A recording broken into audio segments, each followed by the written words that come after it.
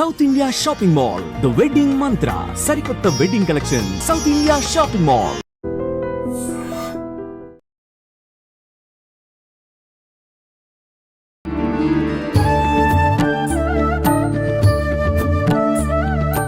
నమస్కారం, welcome to I dream. ధర్మ మార్గం విత్ విజిత కార్యక్రమానికి స్వాగతం.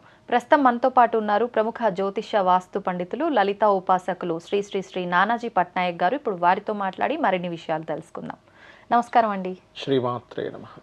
గురుగారు, మనం నక్షత్రాలకు సంబంధించిన టాపిక్లో మాట్లాడుకున్నప్పుడు మీరు ఆఖరణ ఒక విషయం అన్నారు. అంటే ఇదంతా నమ్మిన వాళ్లకు అంత ఇబ్బంది ఏం జరగదు అని చెప్పి ఒక చిన్న మాట అనడం జరిగింది. అంటే అసలు ఆ పరిపూర్ణమైన నమ్మకం అనేది ఎలా కలుగుతుంది భగవంతుడి పైన? అంటే భగవంతుడి పైన నమ్మకం ఉంటే మనకి ఇంత జరగాల్సింది ఉంటే ఇంతటితో పోతుంది అని చెప్పి చాలా సందర్భాల్లో మాట్లాడుకున్నాం మనం. ఈ టాపిక్లో ఒకటే అని కాదు. ఎలా కలుగుతుంది అంత నమ్మకం భగవంతుడి పైన? అంటే లైఫ్లో ఏదో ఒక సిచ్యువేషన్, ఏదైనా ఇన్సిడెంట్ జరిగి నమ్మకం కుదిరితే తప్పితే ఎవరెంత చెప్పినా అది వాస్తవమైన మస్తు చెప్తారులే అనిపిస్తుంది కదా. అసలు ఎలా కలుగుతుంది అంటారు? ఒక్కొక్కరికి ఒక్కో అనుభవం ద్వారా కలుగుతుందమ్మా. అంటే ఎలా అంటే ఇప్పుడు చూడండి, మనకు కొన్ని లైఫ్లో కొన్ని జరిగినప్పుడు, ఇప్పుడు ఎగ్జాంపుల్ హెల్త్ ఇష్యూ వచ్చింది అనుకుందాం, మనం ఏం చేస్తాం, పలానా ట్యాబ్లెట్ వేసుకోగానే మనకు తగ్గుతుంది. అరే అది వేసుకోగానే తగ్గింది కాబట్టి తగ్గుతుందని మన మైండ్లో ఫిక్స్ అయింది. అలాగే ఇంతకాలం మన సనాతన ధర్మం నిలబడి ఉంది అంటే కారణం, మనకి ఏదైనా ఒక సమస్య వచ్చినప్పుడు భగవంతుణ్ణి మనస్ఫూర్తిగా కోరగానే ఆ సమస్య నుంచి ఎంతో కొంత బయటపడుతున్నాడు. అలాగ ప్రతి వ్యక్తి యొక్క జీవితంలో ఖచ్చితంగా అటువంటివి చూశాడు ఏదో ఒక సమయంలో, ఏదో ఒక టైంలో. అది కొంతమందికి 1-2 సార్లు జరిగితే, మరి కొంతమందికి కొన్ని హండ్రెడ్స్ ఆఫ్ టైమ్స్ జరిగి ఉంటుంది.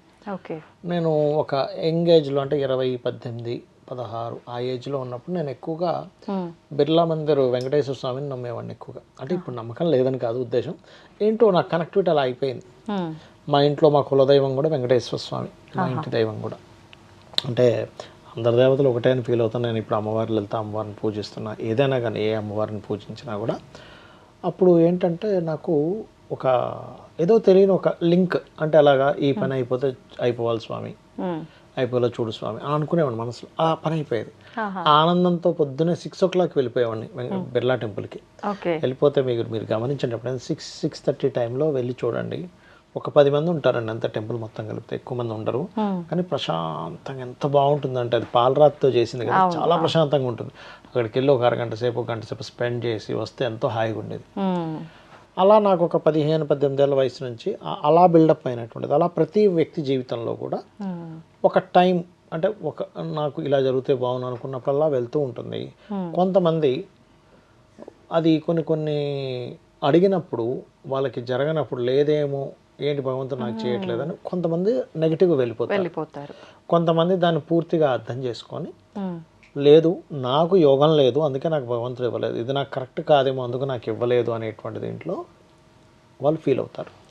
అయితే ఇక్కడ ఎప్పుడూ కూడా మనకు పరిపూర్ణమైన నమ్మకం కలగాలి భగవంతుడి మీద అంటే, ముందు మనం భగవత్ సంబంధించినవన్నీ వినాలి. ఒక మహాభారతం, ఒక రామాయణం, ఒక భగవద్గీత, ఇతిహాసాలు, పురాణాలు అన్నీ మనం చదివితే వింటే అప్పుడు ఏమవుద్దంటే, ఫస్ట్ మనకి మైండ్లో ఒక ఫీల్ వస్తుంది. వచ్చినప్పుడు మీరు చేసే పూజ కూడా ఎలా చేస్తారంటే, అప్పుడు కూర్చునేటప్పుడు ఇప్పుడు చూడండి, మనం ఒక మినిస్టర్ ముందు కూర్చుంటున్నాం, ఒక పిఎం ముందో, సీఎం ముందో, లేకపోతే పెద్ద ఆఫీసర్ ముందు మనం ఎలా కూర్చుంటామండి? ఎలా పడితే అలా కూర్చోం, చాలా అలర్ట్గా కూర్చుంటాం, రెస్పెక్ట్గా ఉంటాం. మీరు అంతకంటే 1000 రెట్లు రెస్పెక్ట్గా కూర్చుంటారు భగవంతుడి మీద, మీకు నమ్మకం కలిగినప్పుడు. పూజలో కూర్చున్నప్పుడు వాస్తవం ఎంతో నమ్మకంగా కూర్చుంటారు. కూర్చున్న తర్వాత కూడా మీరు ఒక పూజ వేసేటప్పుడు, ఉదాహరణకి లం పృథ్వీ తత్వాత్మనే గంధం పరికల్పయామి అని మీరు గంధం వేస్తున్నారు అనుకోండి, అక్కడ భగవంతుడు ఉన్నాడు, అతనికి గంధం ఇస్తున్నామని చాలా జాగ్రత్తగా వేస్తారు. పుష్పం సమర్పిస్తున్నాను అనుకోండి, ఎంతో జాగ్రత్తగా, పుష్పం నిజంగానే అక్కడ అమ్మవారు ఉంటే ఆ పుష్పం తీసుకుంటుందనే భావంతో వేస్తారు, అంతగా ఇలా విసిరేరు. ఒక మనిషి ఎదురుగా కూర్చొని మీకు మినిస్టర్ మీ ఇంటికి వచ్చారు, అప్పుడు ఎంత జాగ్రత్తగా ఇస్తారు, కాకపోతే తీసుకోండి అని. అంటే అక్కడ వ్యక్తి ఉన్నాడనే భావంతో ఇస్తాం కదా. అలా చేయడం జరుగుతుంది మనం పూజ చేయడం. అలా చేసే విషయంలో ఇక్కడ ఏంటంటే, ఇంకా మన మైండ్ ఎటు పోదండి. ఎందుకు చెప్తున్నాను ఈ మాట అంటే, ఎందుకు అంత జాగ్రత్తగా చేయాలంటే, ఇప్పుడు మీరు ఉన్నారు, మీ ఏరియా ఎమ్మెల్యేనో ఎంపీనో మీ ఇంటికి ఇన్వైట్ చేశారు, వెంటనే రావాలని రూల్ లేదు. లేదు. వాళ్ళకి పని ఉండొచ్చు, అవసరం లేకపోవచ్చు, ఇప్పుడు వీళ్ళ ఇంటికి ఏం పోతాం అనుకోవచ్చు, ఏదో అమ్మో ఇంపార్టెంట్ అనుకుంటే రావచ్చు. ఒక సీఎం కావచ్చు, పిఎం కావచ్చు. ఇప్పుడు మోడీ గారిని సడన్గా మా ఇంటికి రానంటే రారు, ఆయనకు బోల్డని పనులు ఉంటాయి.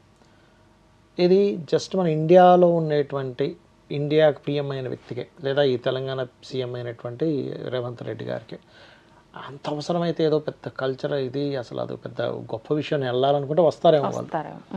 కానీ భగవంతుడు ఈ విశ్వాన్ని మొత్తం వేలేటువంటి భగవంతుడు మనం పిలిస్తే వెంటనే వస్తాడు. అవును, ఏ తారతమ్యాలు చూడకుండా పిలిస్తే వెంటనే వస్తాడు. చేస్తాడు.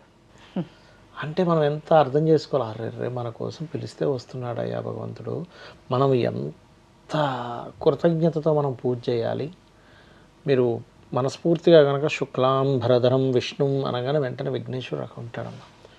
కాబట్టి ఆయన వస్తున్నాడు కాబట్టి, అమ్మవారు కావచ్చు ఎవరైనా కూడా వాళ్ళు వస్తున్నారు కాబట్టి, వాళ్ళు వచ్చారు కదా, వాళ్ళకి మనం ఉపచారాలు చేసుకోవాలి. పంచోపచార పూజ, నైవేద్యం, ధూపం, దీపం చేసుకుంటే అప్పుడు భగవంతుడికి ఉన్నటువంటి లక్షణం ఏమిటి అంటే, ఒక్కొక్కరికి ఒక్కో లక్షణం ఉంటుంది. ఒక దొంగకో లక్షణం ఉంటుంది, వాడికి ఏదైనా కనిపించట్టు లటకం జైలు పెట్టుకుంటాడు, అవునా? అంతే. అలాగే కొంతమందికి గాసిప్స్ చెప్పే లక్షణం ఉంటుంది, మరి కొంతమందికి ఎక్కడికి వెళ్ళినా వాళ్ళకి గైడ్ చేసే లక్షణాలు ఉంటాయి. భగవంతుడి లక్షణం ఏంటంటే, మన నుంచి ఏదైనా మనం ప్రేమగా మనం ఇచ్చాం తీసుకున్నాడు అంటే, అందుకే మనకు భగవద్గీతలో చెప్తాడు శ్రీకృష్ణ పరమాత్మ, ఫలాపేక్ష రహితంగా మీరు ఫలమైనను ఉదకమైనను వస్త్రమైనను అంటే ఏదైతే పుష్పమైనను ఫలమైనను ఏదైతే మీరు సమర్పిస్తారో దాన్ని ప్రీతిగా స్వీకరిస్తున్నాను అంటాడు. ఆయన ప్రీతిగా స్వీకరించాడంటే ఆయన ఇవ్వాలని అనుకోక్కర్లేదు, ఆటోమేటిక్గా రిటర్న్ వచ్చేస్తుంది మనకి. అది ఆ అనుగ్రహం వచ్చింది అంటే మీకు ఇంక తిరుగులేదు, గుర్తుపెట్టుకోండి. బట్ ఇక్కడ ఇస్తాడనే భావంతో అసలు చేయకూడదు, కృతజ్ఞత అనే భావంతో పూజ చేయాలి. అలా చేసే పూజ మీకు ఎంత నమ్మకాన్ని కలిగిస్తుందంటే, మీరు అసలు నమ్మకం పక్క పెడితే ఆ ఫీల్లో ఉంటారు ఫస్ట్. ఇది కనుక మీరు ప్రతి పనిలోని అలవాటు చేసుకోగలిగితే, అంటే అలాగా ప్రతి పనిలోని ఒక వ్యక్తికి ధనం ఇస్తున్నాం, ఏదో పని చేసే పనివాడు ఇంటికి వచ్చాడు, ఆ పనివాడి లోపల కూడా భగవంతుడు ఉన్నాడు భావంతో వాడి శాలరీ వాళ్ళకి ఇవ్వడం, లేకపోతే వాడికి ఏదైనా ఇవ్వడం.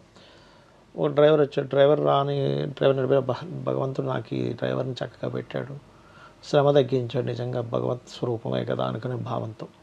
అలా ప్రతిదీ మీరు కనుక అది అలవాటు చేసుకోమని శ్రీకృష్ణ పరమాత్మ చెప్పాడు మనకి. ఎలా అంటే, మీరు చేసే ప్రతి పనిని నాకు గనక సమర్పించినట్లయితే మీకు పాపం అంటదు. పాపమైనా అది మనకు ఉండదు, భగవంతుడు. అందుకే మనం చూడండి, ఏదైనా జపం చేసిన పూజ అయిపోయాక ఆఖరిలో ఏం చేస్తాం, మనం అక్షంతలు తీసుకొని పరమేశ్వర ప్రీతి అర్థం, పరమేశ్వర ప్రీతి కోసం మనం చేసామని చెప్పని ఇలా వదులుతాం అక్షంతలు. కాబట్టి ఇది కనుక ఎవరైనా అలవాటు చేసుకోగలిగితే వాళ్ళకి పరిపూర్ణ నమ్మకం వచ్చేసి ఆఖరికి వాళ్ళు ఏ స్టేజ్కి వెళ్తారంటే, మనకి ఏది జరుగుతున్నా మనం షేర్ చేసుకుంటాం. ఒక ఫ్రెండ్కి షేర్, స్వామి ఏంటో మా అబ్బాయి మధ్య పెద్దగా చదువు మీద కాన్సన్ట్రేషన్ చేయట్లేదయ్యా చెప్పుకున్నాం, వెంటనే ఆయనకి అర్థమైంది, అది సెట్ అయిపోతుంది.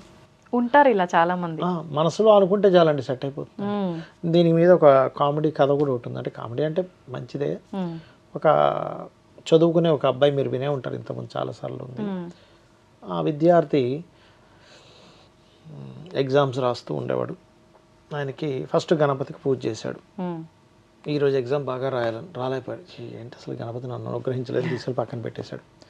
తర్వాత ఇంకొక వెంకటేశ్వర స్వామికి చేశాడు, ఆ రోజు సరిగ్గా రాయలేకపోయాడు, పక్కన పెట్టేశాడు. ఈ దేవుడు కూడా నన్ను కరించలేదు. తర్వాత ఇంకొక దేవుడికి, అలా 3-4 చేశాడు. వీళ్ళెవరు కాదని పక్కన పెట్టేసి ఇంకో దేవతకి చేయడం మొదలుపెట్టాడు. ఈ పొగ ఏదైతే అగరబత్తీలు వెలిగించాడో, ఈ పొగ ఇలాగా వెళ్ళి వెనకాతలు ఉండే దేవతలకి వెళ్ళిపోతుంది. వెంటనే బట్ట తీసుకొచ్చి ఆ దేవతల ఫోటోలు కన్నిటికి కట్టేశాడు. మీరు మాత్రం అనుగ్రహించారు, నా పొగ నేను చేసే ధూపం మాత్రం మీకు కావాలా అని. వెంటనే ప్రత్యక్షం అయ్యాడు శివుడు. అరే ఆగరా, ఎందుకు ఇలా చేస్తున్నాను? అరే నేను ధూపదీపాలు ఇచ్చి చెప్పినప్పుడు నువ్వు ప్రత్యక్షం వల్ల ఇప్పుడు ఎలా ప్రత్యక్షం అయ్యాడు? ఇప్పుడు నువ్వు నమ్మావురా మాకు వెళ్తుందని, మేము పీల్చుకుంటున్నావు, నువ్వు నమ్మేసా, ప్రత్యక్షం అయ్యా. నమ్మకమే జీవితం, అందుకు ప్రత్యక్షం అయ్యామన్నాడు. అలా ఏంటంటే మనం నమ్మకంతో చేస్తే అది ఖచ్చితంగా పనిచేస్తుంది. అందుకే శ్రీకృష్ణ పరమాత్మ చాలా స్పష్టంగా 4 విధములైనటువంటి పుణ్యాత్ములను ఆశ్రయిస్తున్నారు. ఆర్తులు, జిజ్ఞాసులు, అర్ధకాములు, జ్ఞానులు. ఆర్తితో, జిజ్ఞాసతో, అర్థము కాము, నాకు డబ్బులు కావాలి, ఇది కోరిక తీరాలి, దానికోసం చేసేవాళ్ళు ఉంటారు తెలుసు ఆయనకి. వారిని ఆయా విధములుగా నేను అనుగ్రహిస్తున్నా అన్నాడు. ఇప్పుడు తల్లి అందరికీ తెల్లే. అవును. వీడు నల్లగా ఉన్నాడని నా పిల్లడు కాదన్నదు, వీడు పొట్టిగా ఉన్నాడని నా పిల్లడు కాదన్నదు, వీడు చేయి బాగాలేదని పిల్లడు కాదన్నదు. అలాగే భగవంతుడు అందరినీ చూసుకుంటున్నాడు. కాకపోతే ఎవరైతే జ్ఞానంతో పూజిస్తున్నాడో ఆ జీవుడు మాత్రం అతన్ని పొందుతున్నాడు. ఓకే. అది ప్రతి ఒక్కరు దృష్టిలో పెట్టుకోవాల్సిన విషయం, భగవంతుడిని నమ్మితే ఖచ్చితంగా దాని ఏదైనా తగ్గట్టుగా జరుగుతుంది. ఉన్నాడు భగవంతుడు. ఉన్నాడు. అయితే ఇక్కడ మనం పిల్లలకు కూడా మనం ఒక రాంగ్ ఇది చెప్తున్నాం. అన్నీ ఇచ్చేస్తాడు భగవంతుడు. అసలు అలా చెప్పకూడదు. నీకు అన్నీ ఇచ్చేది ఆయనే, కానీ నువ్వు దేనికి అర్హుడు అయితే అది మాత్రం ఖచ్చితంగా ఇస్తాడని చెప్పాలి. అవును. లేదంటే తెలియకుండానే మనం వాళ్ళని ఒక రకంగా రాంగ్ రూట్లో తీసుకెళ్ళినట్టు అవుతుంది. కరెక్ట్ అండి. ధన్యవాదాలండి. శ్రీమాత్రే నమః. దీన్ని తవ్వండి, తవ్వుతూనే శివలింగం. సరే దాన్ని అట్లా కప్పేసేయండి, చూపించదండి. Krishna is there. మూర్తి పూజ కాదు, సాక్షాత్ బ్రజేంద్ర నందన భగవాన్ ఉన్నారు మూర్తిలో. ఏమీ ఆశించకుండా ఆరాధించే వాళ్ళు కూడా ఉన్నారా ప్రభుజీ? నిజమైన భక్తి అంటే మనకు తెలియదు కాబట్టి